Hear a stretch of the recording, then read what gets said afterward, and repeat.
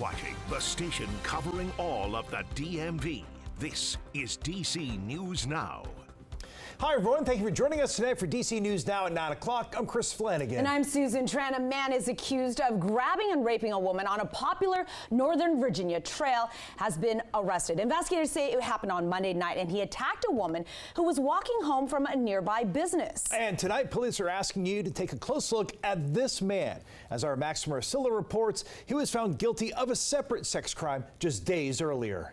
The alleged rape happened here on this trail in Herndon, and police say the man they believe committed the crime may have committed others, and he's been on their radar before. I am incredibly saddened and outraged that a crime like this could happen here in the town of Herndon. Police Chief Maggie DeBoard says the only stranger rape in the town in the last decade plus happened here on the W&OD trail between Ferndale Avenue and Grace Street. This is the man charged with abduction with intent to defile and rape, 31-year-old Dennis Humberto Navarrete Romero. This kind of case not only impacts the victim directly, but impacts our entire community. DeBoard says HPD thinks there could be more victims. He has a documented history of both sexual assaults and exposures in the region beginning in 2022, including charges in the town of Herndon prior to last night's incident. Court records indicate just last week, Navarrete Romero was found guilty of an indecent exposure he committed in October. What is disturbing is the number of times this individual has been arrested and released. Here on this trail, word is getting around of the arrest, prompting discussions about safety measures. It gets darker early now, so I'm just going to be very careful.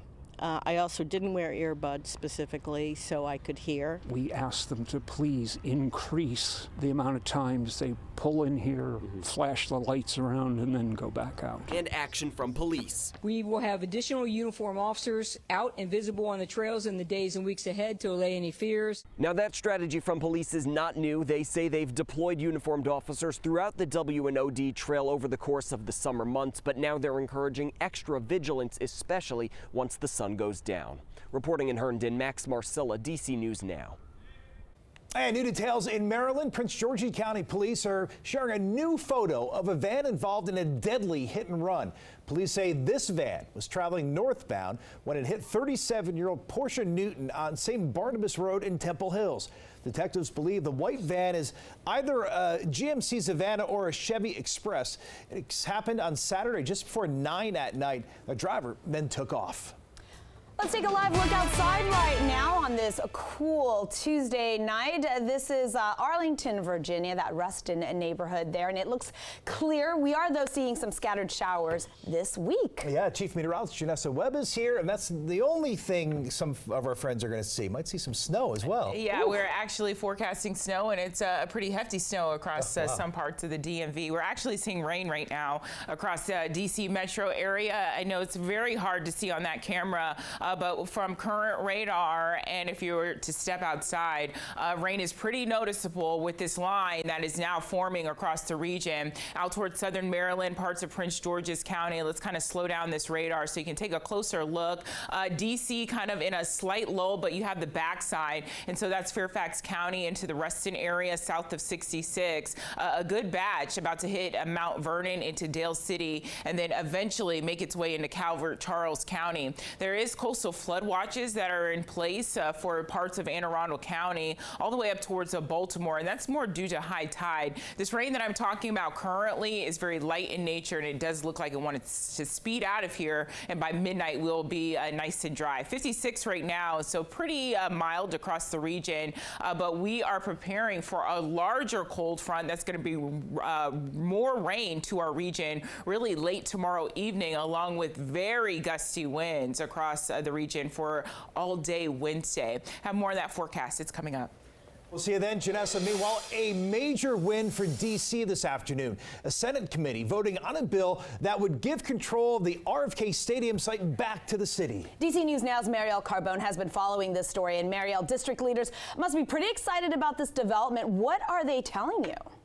Yeah, well, Chris and Susan, the mayor calling this a pivotal moment, really unlocking the future of the RFK campus site. Now, it's also a big step in luring the Commanders back to D.C.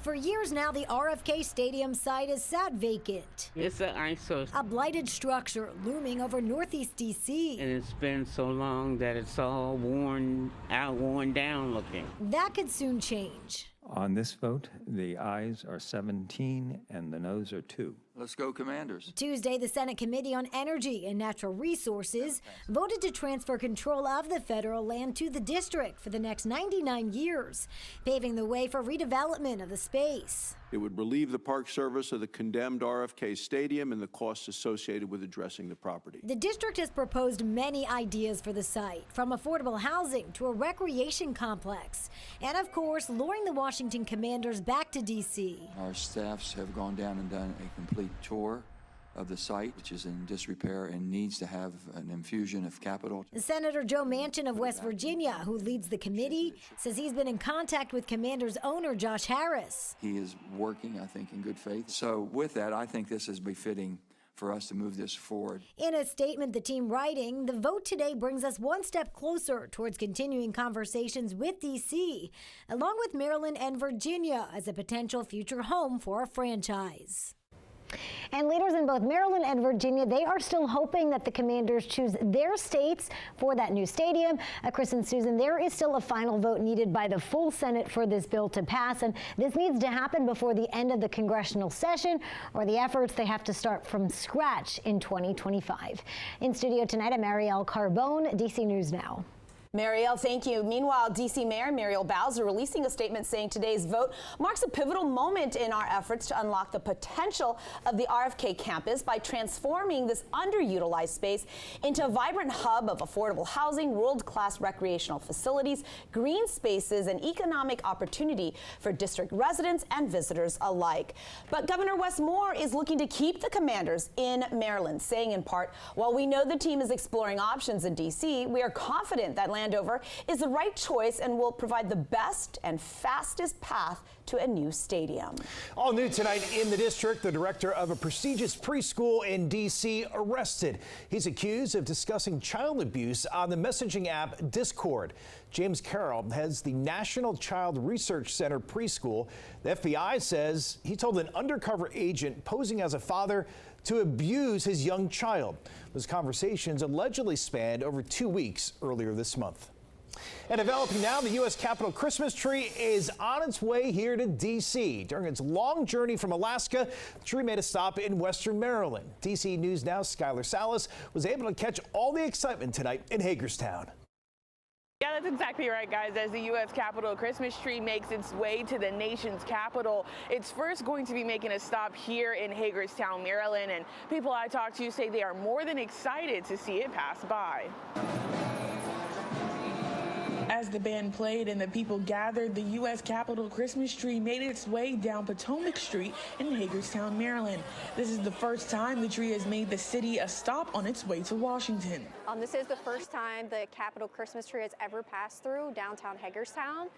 We're really excited. We're happy they selected us as one of their stops on their tour this year, and we're just looking forward to seeing everyone down here. Before the tree makes its 4,000-mile trip from Alaska to D.C., the process to pick the perfect tree is not as simple as one thinks. So there was a team out early this year looking for the perfect tree. They came up with about a dozen, and then the architect of the Capitol came out from D.C.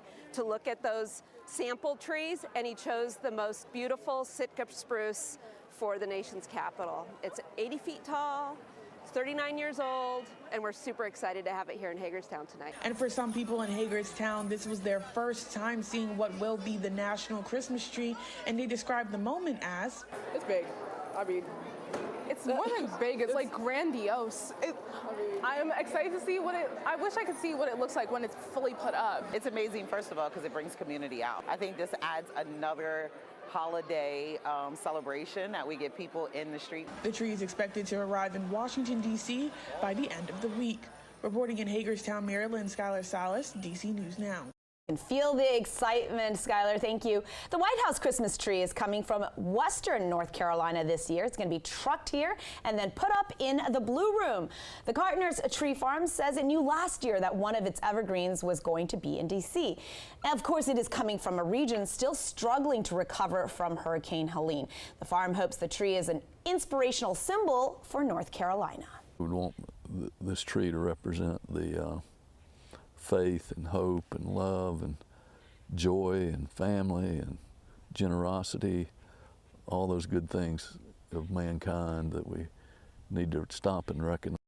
The owners will be presenting the tree to First Lady Dr. Jill Biden, and then they hope to return next month to see it all decorated.